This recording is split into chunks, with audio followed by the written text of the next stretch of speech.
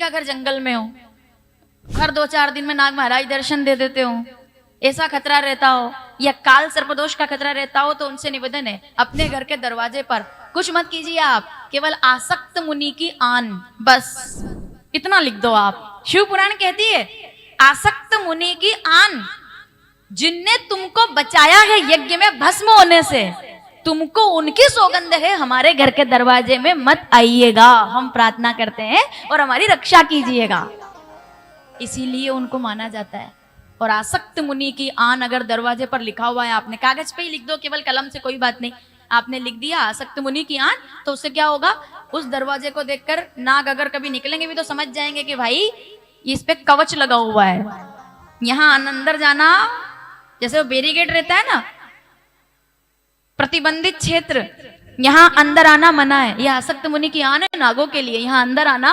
मना है, सम्मान के साथ, लेकिन कि यहाँ अंदर आना मतलब ये कि हम सम्मान तो करते हैं, लेकिन नाग पंचमी पे मंदिर में जाके दूध चढ़ा देंगे, पर इधर अभी दर्शन ना दें आप घर में आकर, ऐसा हमारा निवेदन है। और यही मनीषानंदन आसक्त मुनि ने नागों पर दया की और आज तक वो हमारे काम आ रहा है। तो आज नाग पंचमी यानी कि नागों का उत्सव, नागों का बहुत, आप ये तो आज हमें और भी कथाएं सुननी है, वरना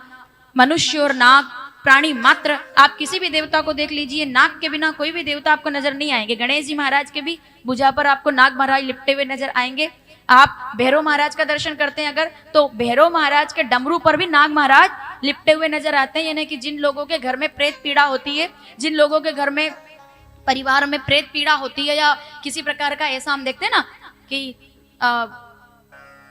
लगता है हमें कि शरीर के अंदर भारीपन जैसा, कभी ऐसा जब होता है तो उन लोगों को भैरव महाराज की पूजा करनी चाहिए उस स्वरूप में, क्योंकि भैरव महाराज की पूजा करने से प्रेत बाधा दूर होती है। यह शिव पुराण कहती है, इतना महत्व है शिव पुराण का।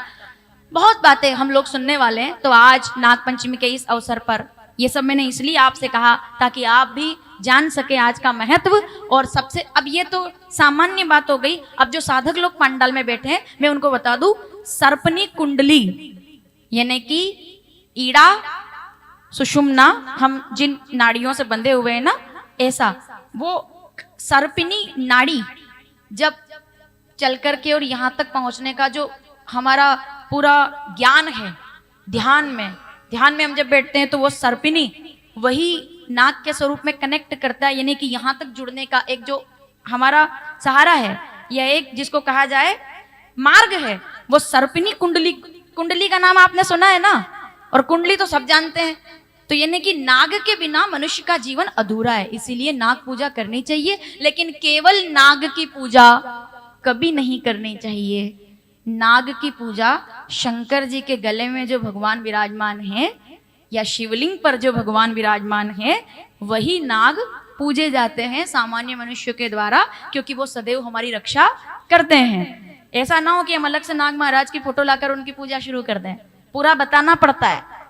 वरना आजकल क्या है ना, थोड़ा सा फायदा मंच से बता दे तुरंत लोग फॉलो कर लेते हैं, बोले इससे नहीं तो इससे बात बन जाएगी, तो पूरी बात बतानी पड़ती है। नाग भी कब पूजा के अधिकारी हैं, जब वो शंकर भगवान के गले में है, तो वो नाग को आप चंदन लगा करके और पूजा करते हैं, तो घर के अंदर काल सर्पदोष की जो दशा है वो समाप्त